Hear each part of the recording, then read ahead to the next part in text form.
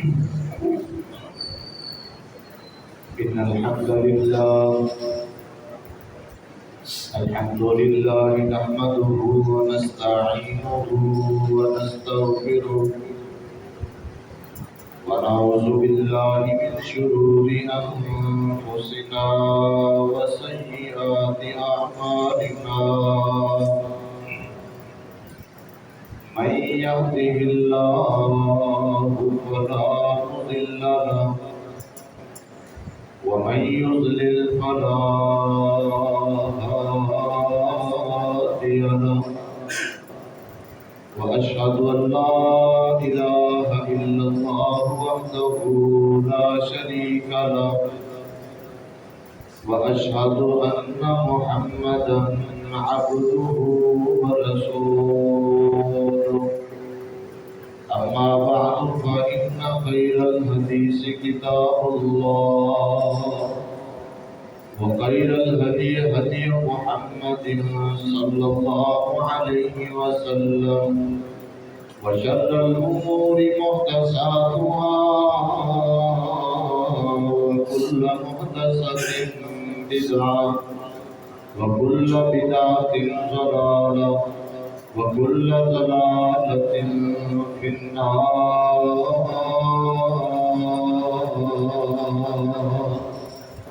اللهم صل على محمد وعلى آل محمد كما صليت على إبراهيم وعلى آل إبراهيم إنك حميد مجيد.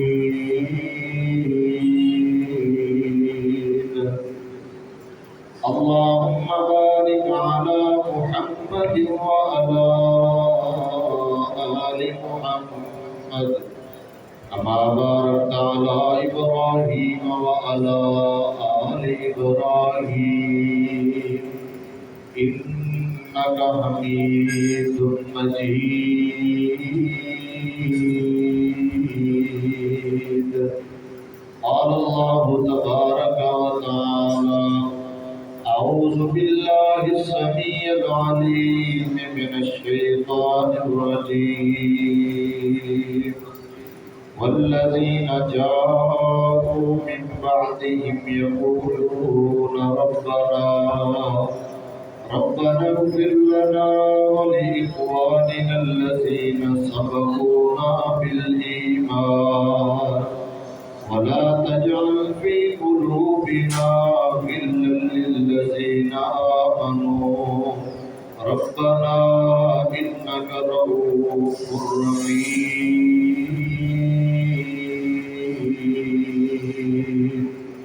رب اشرح لي صدري ويسر لي أمري واحلل عقدة من لساني يفقهوا قولي. رب زدني علما رب زدني فهما. سبحانك لا علم لنا إلا ما علمتنا إنك أنت العليم الحكيم.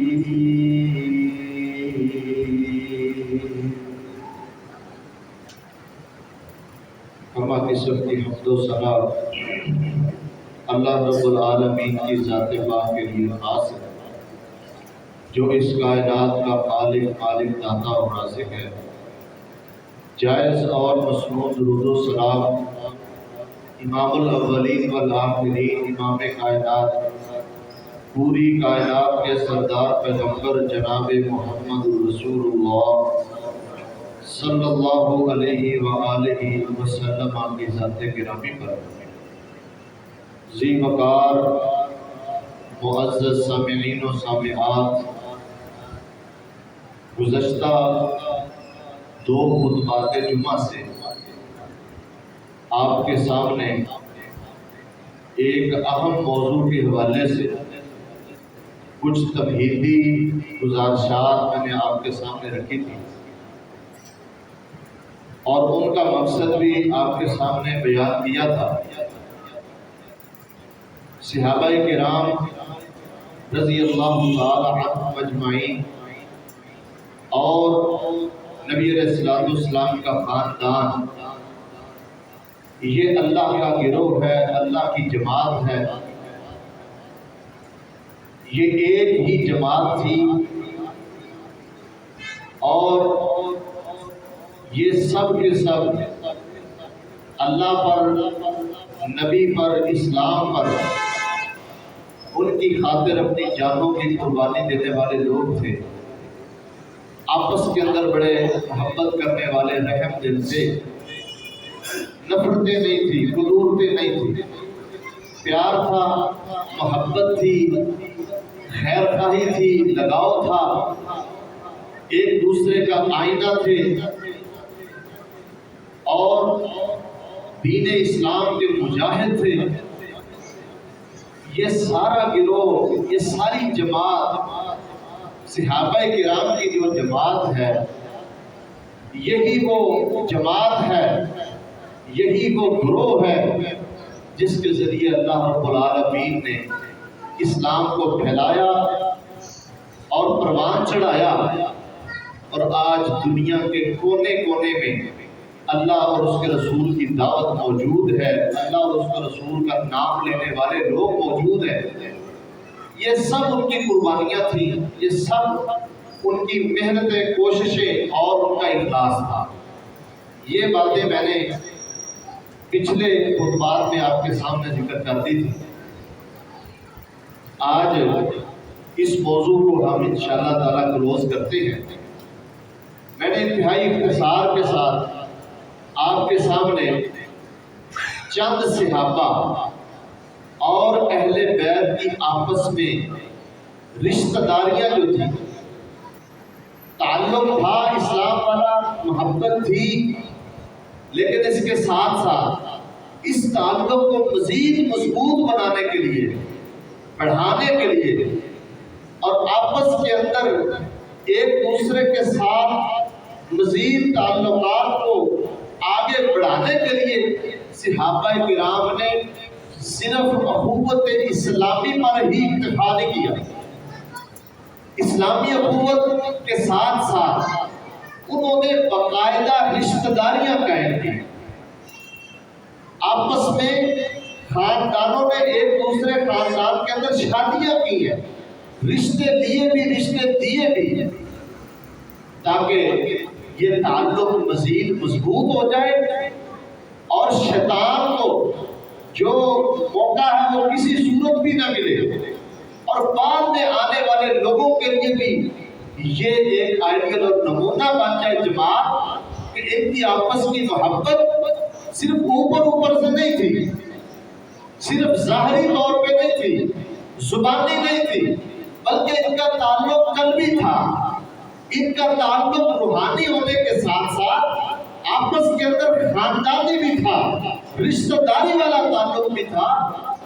یہ سارے تعلقات بہت ساری کتابوں کے اندر بہت سارے دلائل اس بات پر موجود ہیں کہ نبی علیہ السلام کے خاندان کی رشتہ داریاں بیشتر صحابہ کرام کے ساتھ قائم ہوئی ہیں۔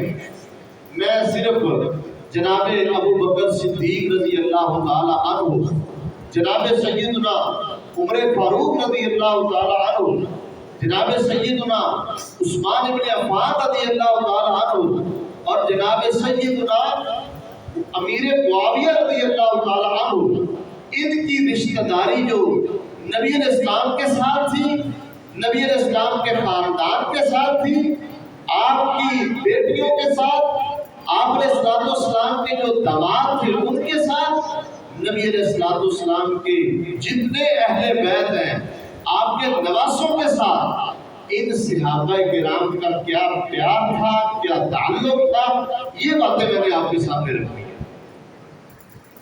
جناب ابو بکر صدیق رضی اللہ تعالی عنہ اہل بیت کے ساتھ بہت زیادہ محبت کرنے والے، بہت زیادہ پیار کرنے والے، اتنی قرابت رکھنے والے تھے کہ جناب ابو بکر رضی اللہ تعالیٰ عنہ فرماتے ہیں، قسم ہے اس ذات کی جس کے ہاتھ میں ابو بکر کی جان ہے، لَقَرَابَةُ رسول اللہ صلی اللہ علیہ وسلم احب الی ان اصل من قرابتی، مجھے نبی صلی اللہ علیہ وسلم کی رشتہ داری، آپ علیہ السلام کی قرابتیں میری اپنی ذاتی قرابتوں سے کہیں زیادہ محبوب ہے۔ اللہ کے نبی کی وجہ سے میرا جو تعلق ہے لوگوں کے ساتھ وہ مجھے زیادہ پسند ہے بنسبت اس تعلق میں جو میرا اپنا ذاتی تعلق ہے۔ تو جو رشتہ داری اور تعلق اللہ کے نبی علیہ السلام کی وجہ سے آپ علیہ السلام کے خاندان کے ساتھ ہے وہ مجھے بہت زیادہ عزیز ہے اور مجھے بہت زیادہ پیارا ہے۔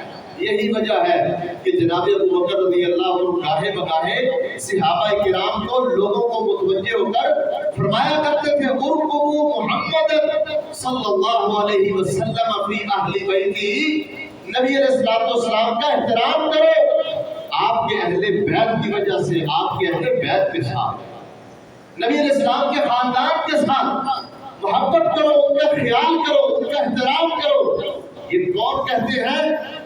خلیفہ اول، خلیفہ بلا فصل جناب ابو بکر صدیق رضی اللہ عنہ۔ ایک موقع پر حضرت ابو بکر صدیق رضی اللہ تعالی عنہ نے جناب حسن رضی اللہ عنہ کو دیکھا، وہ اپنے باپ حضرت علی کے ساتھ ہے۔ جناب حسن رضی اللہ عنہ کو پیار سے اٹھا لیا، محبت کی، پیار کیا، اور ساتھ ساتھ اپنی زبان سے کیا فرماتے ہیں؟ وَبِي أَبِي شَبِّهُ النَّبِي، یہ تو نبی کے زیادہ مشابہ ہے، لیس شبیہا بعلی، علی کے ساتھ اتنا مشابہت نہیں رکھتا۔ یہ بچہ مجھے پیارا لگتا ہے حسن، یہ مجھے خوبصورت لگتا ہے، اس لیے کہ اس کی شکل و صورت، اس کی شباہت اور اس کی تصویر جو ہے وہ پیارے پیغمبر جناب محمد رسول اللہ صلی اللہ علیہ وسلم کے ساتھ ملتی ہے، اتنی زیادہ علی رضی اللہ عنہ کے ساتھ نہیں ملتی۔ ساتھ مسکرا رہے ہیں اور جناب علی رضی اللہ عنہ دیکھ کر، یہ سن کر حضرت علی بھی مسکرا رہے ہیں۔ یہ حضرت ابو بکر کا پیار ہے نبی کے خاندان کے ساتھ، علی کے خاندان کے ساتھ، جناب علی کے ساتھ، ان کے بیٹوں کے ساتھ، یہ پیار ہے حضرت ابو بکر صدیق کا۔ حضرت عمر رضی اللہ تعالی عنہ اہل بیت کے ساتھ کتنی محبت کرتے اور کتنا احترام کرتے اور اس کا اظہار کس طرح کرتے۔ جس وقت حضرت عباس رضی اللہ تعالی عنہ مسلمان ہوئے ہیں، نبی علیہ السلام کے چچا ہیں، حضرت عباس رضی اللہ عنہ نبی علیہ السلام کے چچا ہیں، اور صرف چچا ہی نہیں بلکہ ان کے بارے میں نبی مکرم صلی اللہ علیہ وسلم نے فرمایا اتنا عباس صرف و ابھی، عباس صرف میرا چچا ہی نہیں بلکہ یہ میرے باپ کی جگہ ہے۔ حضرت عباس رضی اللہ عنہ نبی علیہ السلام کا خاندان ہے۔ جب مسلمان ہوئے ہیں جناب عمر رضی اللہ عنہ فرماتے ہیں کہ انی قد عرفت ان اسلامک کان احب الی رسول اللہ صلی اللہ علیہ وسلم من اسلام الخطاب۔ اے عباس، میں عمر ابن خطاب کا بیٹا اس بات کی گواہی دیتا ہوں اور اس بات کو میں بڑے پکے طریقے سے بیان کرتا ہوں کہ تیرا اسلام لانا یعنی عباس کا مسلمان ہونا نبی کے نزدیک میرے باپ خطاب کے اسلام لانے سے زیادہ محبوب ہے۔ میرا باپ بھی مسلمان ہوا ہے، کلمہ میں نے بھی پڑھا، اسلام میں میں بھی داخل ہوا، میرے باپ نے بھی کلمہ پڑھا ہے، وہ بھی مسلمان ہوا ہے، لیکن عباس تیرا اسلام لانا اور تیرا اسلام میں داخل ہونا یہ نبی کو زیادہ محبوب اور پسند ہے، اور مجھے یہ تیرا اسلام خوش لگتا ہے، اچھا لگتا ہے، اور تیرا اسلام بڑا پسندیدہ ہے۔ یہ حضرت عباس کے اسلام کی اور اسلام کے اندر ان کی اس خیر خواہی اور اخلاص کی گواہی کون دے رہا ہے؟ جناب عمر رضی اللہ عنہ دے رہے ہیں۔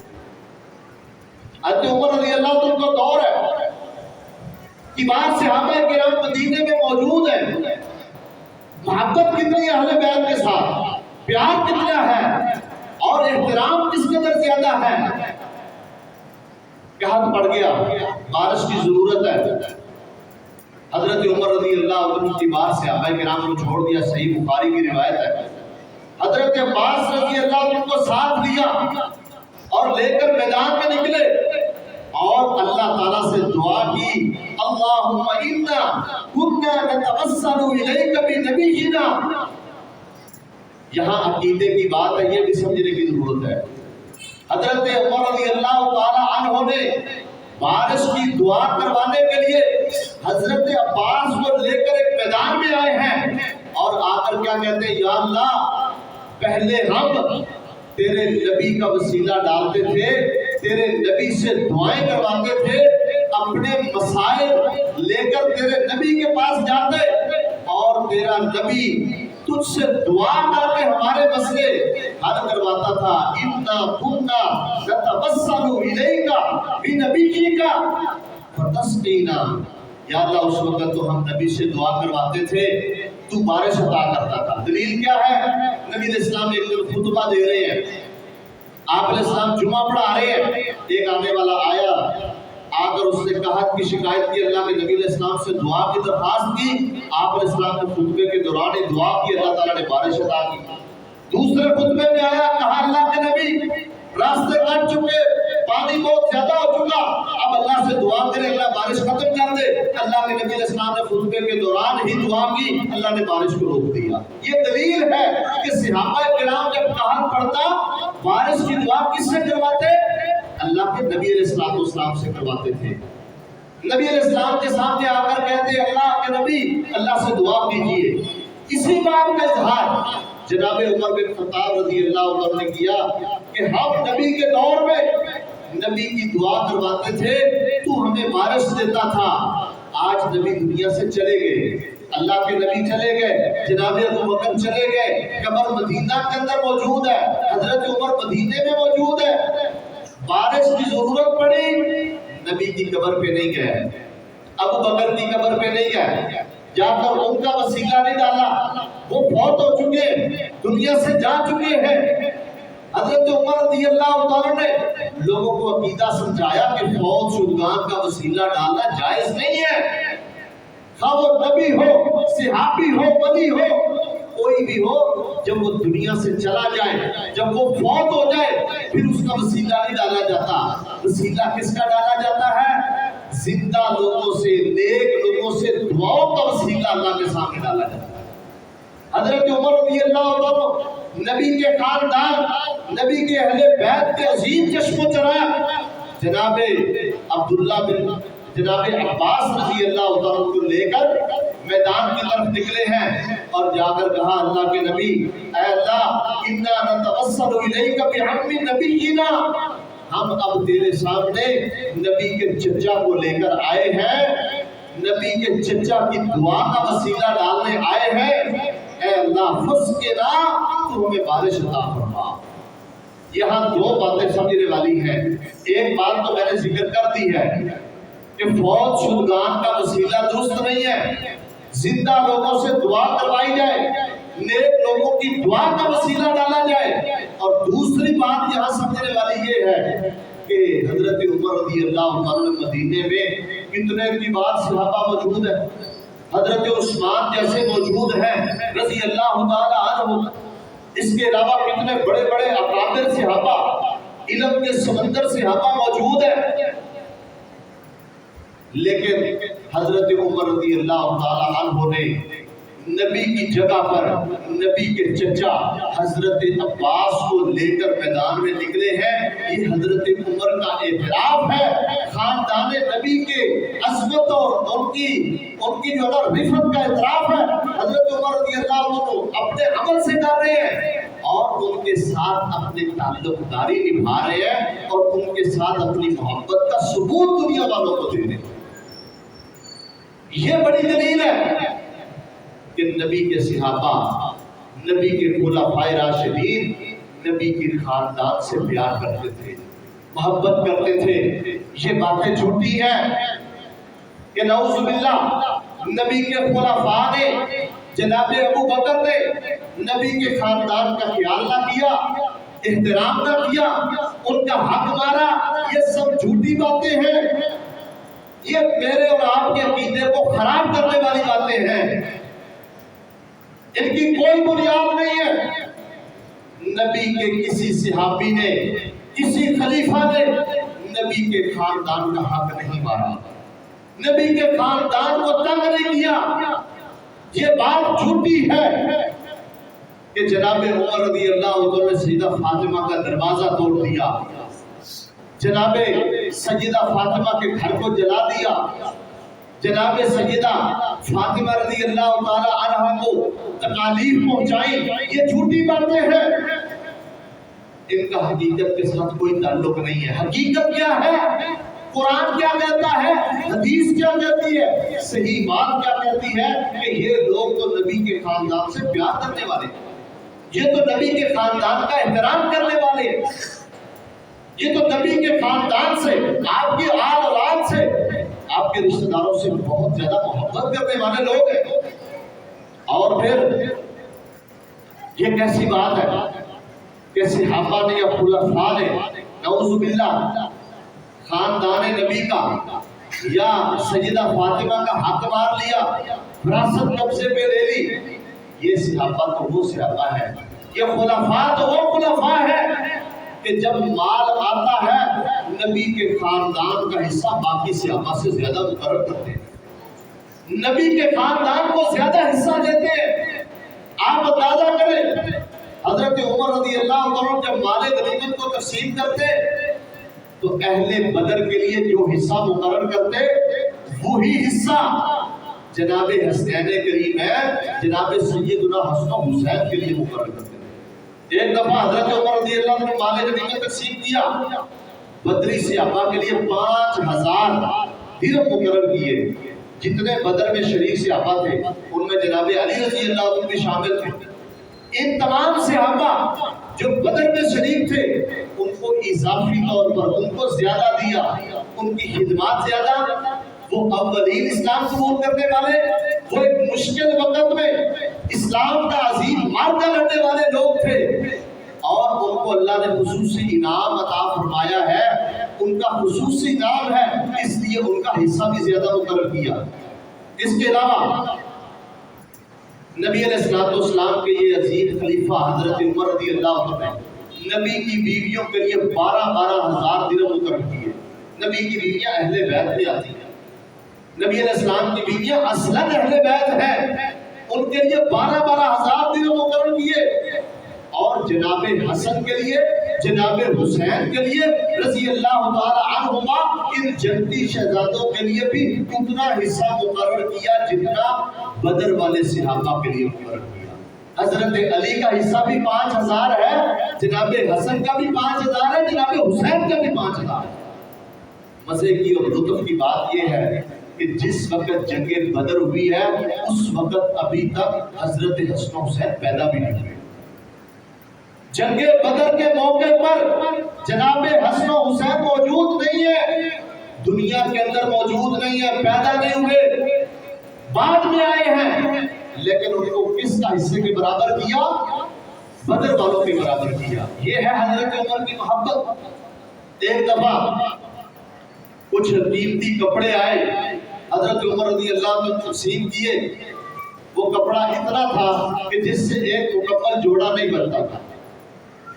دیکھا کہ حضرت حسن اور حسین رضی اللہ عنہ کو جوڑا نہیں بنا، دوبارہ بندے کو بھیجا یمن کے علاقے میں۔ یمن کا علاقہ اس وقت کپڑے کا بہت بڑا مرکز ہوتا تھا، یمنی کپڑے بڑے معروف تھے، جس طرح آپ کے فیصل آباد کے کپڑے بڑے معروف ہیں، ایسے یمن کے کپڑے بڑے قیمتی ہوتے تھے۔ حضرت عمر رضی اللہ عنہ نے بندے کو بھیجا، یمن میں گیا، وہاں سے قیمتی ترین جوڑے سوٹ اور پوشاکیں لے کر آیا، اور حضرت عمر رضی اللہ عنہ نے ان جنتی شہزادوں کو پہنائی اور مکمل کپڑے دیے، اور جب پہنا کر دیکھا تو فرمایا الآن طابت نفسی، اب میرا دل خوش ہوا ہے، اب عمر کا دل خوش ہوا کہ نبی کے پھولوں کو میں نے گوارا نہیں کیا کہ ان کو آدھے کپڑے دیے جائیں۔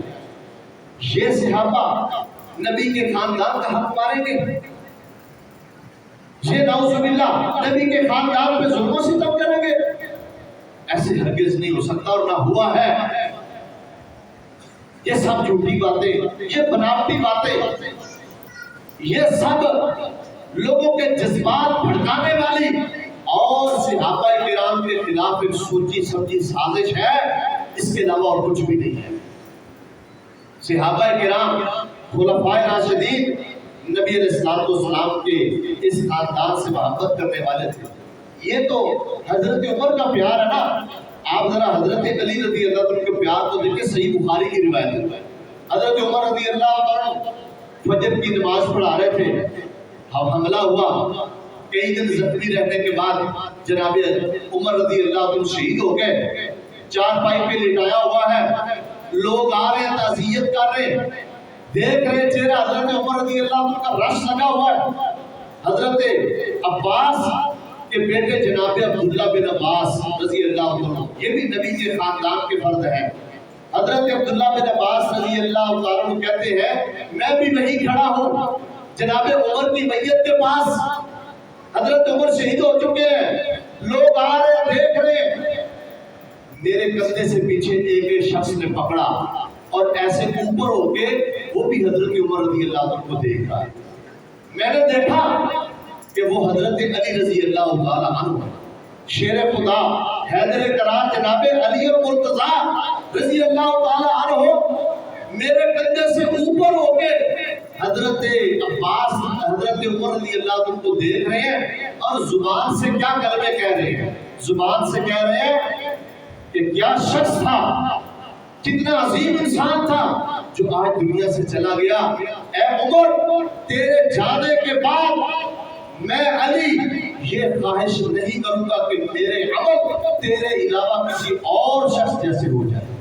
میں علی چاہتا ہوں کہ میرے اعمال تجھ عمر جیسے ہو جائے، میرے عمل اللہ کو دکھانے کے لیے عمر جیسے ہو جائے۔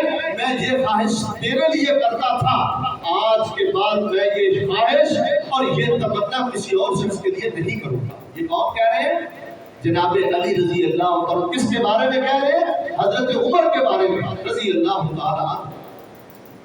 اور یہی نہیں بلکہ فرمایا کہ میں نے کثرت کے ساتھ، مجھے امید ہے، مجھے یہ اللہ پر امید ہے کہ اللہ تعالیٰ تجھے بھی اپنے دو بندوں کے ساتھ اور تیرے دو ساتھیوں کے ساتھ تجھے شامل کر دے گا، اور جناب محمد الرسول اللہ صلی اللہ علیہ وسلم اور جناب ابو بکر کی صدیق کے ساتھ تجھے ملا دے گا۔ اور پھر اللہ نے ملا دیا، اللہ تعالیٰ نے تینوں کو اکٹھے فرما دیا۔ اللہ کیوں نہ اکٹھا کرتا؟ یہ اللہ کا فیصلہ ہے۔ اللہ تعالیٰ نے دنیا میں بھی اکٹھے رکھا، صبر و حضر میں بھی اکٹھے رکھا، اللہ تعالیٰ نے موت کے بعد بھی اکٹھے رکھا، اور کل قیامت والے دن حوض کوثر میں بھی یہی دو صحابی نبی کے ساتھ حوض کوثر میں کھڑے، حضرت ابو بکر اور حضرت عمر رضی اللہ تعالی عنہ۔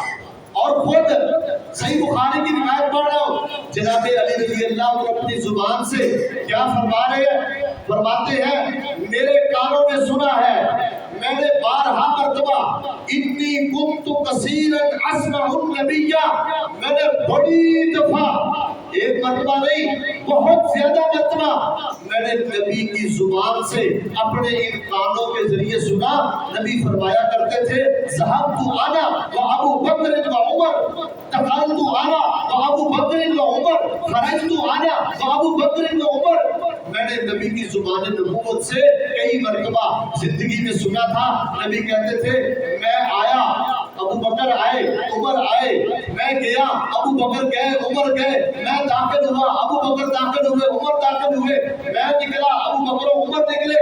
یعنی نبی نے اپنی ساری زندگی ابو بکر و عمر کو اپنے ساتھ رکھا ہے، سفر میں بھی ساتھ رکھا، حضر میں بھی ساتھ رکھا، ہر اہم موقع پر ان دو ساتھیوں کو ساتھ رکھا ہے۔ اور میرا اللہ سے گمان ہے کہ اب بھی اللہ تعالیٰ حضرت عمر کو اپنے دونوں ساتھیوں کے ساتھ ملا دے گا۔ یہ گواہی ہے، یہ کس نے دی ہے؟ جناب علی رضی اللہ تعالی عنہ نے دی ہے۔ اس کے بارے میں دی ہے حضرت عمر کے بارے میں، اور یہ صحیح بخاری کی روایت ہے۔ آپ مجھے بتائیں، ایک طرف قرآن ہے، ایک طرف صحیح حدیث ہے، بخاری مسلم کی روایات ہے، دوسری طرف من گھڑت تاریخ کے واقعات، ان کو بنیاد بنا کر صحابہ پر تبرہ کرنا شروع کر دیا گیا۔ ان کے ایمان کے بارے میں شک کرنا شروع کر دیا کہ کون انسان ایسے کر سکتا ہے، کون بندہ جس کے عقل کا یہ تقاضا ہے۔ آج لوگ کہتے ہیں ہمیں کچھ نہ کہا جائے، ہمیں چھیڑا نہ جائے، ہم جو بھی کر رہے ہیں ٹھیک کر رہے ہیں، جہاں بھی لگے ہیں ٹھیک لگے ہیں، ہم جو بھی کریں ہمارے اوپر کوئی اعتراض نہ کیا جائے۔ ٹھیک ہے بھائی، آپ پر کوئی اعتراض نہیں کرتے، آپ صحابہ پر اعتراض کرتے جائیں، ہم آپ پر اعتراض نہ کریں۔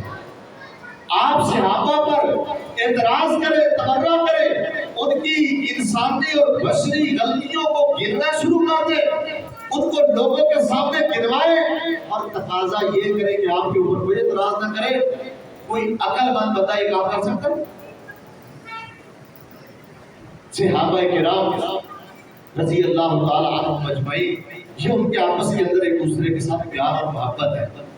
اس سے بڑھ کر اور کیا پیار اور محبت کی دلیل ہو سکتی ہے کہ نبی کے خاندان میں، نبی کے اہل بیت نے، نبی کے داماد نے، جناب علی رضی اللہ تعالی عنہ نے، جناب حسن و حسین رضی اللہ تعالی عنہما نے، یہی نہیں بلکہ حسن و حسین کے بعد بھی جتنے نبی کے خاندان کے افراد تھے جن کو آج ایک گروہ اپنے امام مانتا ہے، ان لوگوں نے نبی کے ان صحابہ سے محبت کا ثبوت کس طرح دیا؟ اپنی اولادوں کے نام ان کے نام پہ رکھے۔ آپ دیکھ لیں، پڑھ لیں، مطالعہ کر لیں، تحقیق کر لیں، آپ کو نظر آئے گا حضرت علی کی اولاد میں ابو بکر، عمر، عثمان ملیں گے آپ کو۔ حضرت حسن رضی اللہ عنہ کی اولاد میں آپ کو ابو بکر، عمر و عثمان ملیں گے۔ حضرت حسین کی اولاد میں آپ کو ابو بکر، عمر، عثمان نام کے لوگ ملیں گے۔ کون ہے جو اپنے دشمن کے ناموں پہ اپنے بچوں کے نام رکھتا ہے؟ یہ عقیدت ہے، یہ محبت ہے۔ انہوں نے صحابہ کے ساتھ، نبی کے خلفاء کے ساتھ جو وفا تھی، جو پیار تھا، جو محبت تھی، اس کو پورا کیا ہے، ادھورا نہیں چھوڑا، کمی نہیں چھوڑی، اپنا تعلق قائم رکھا ہے، اپنے تعلق کے اندر ذرا برابر بھی کمزوری نہیں آنے دی۔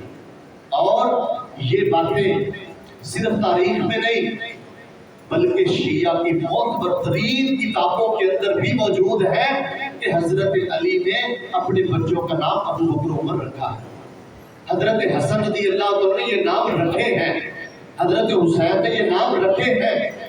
آج شہدائے کربلا کا نام لے کر رویا جاتا ہے، پیٹا جاتا ہے، وویلے کیے جاتے ہیں، شریعت کی حدوں کو پھلانگا جاتا ہے، پمال کیا جاتا ہے۔ ذرا بتاؤ وہ شہدائے کربلا جو تھے ان کے نام کیا تھے؟ جب ان کے نام گننے لگو گے آپ کو بہت سارے افراد ان شہداء کے اندر ابو بکر، عمر، عثمان جیسے نام نظر آئے۔ یہ محبت ہے، یہ تعلق ہے، یہ پیار ہے، اس کو سمجھنے کی ضرورت ہے۔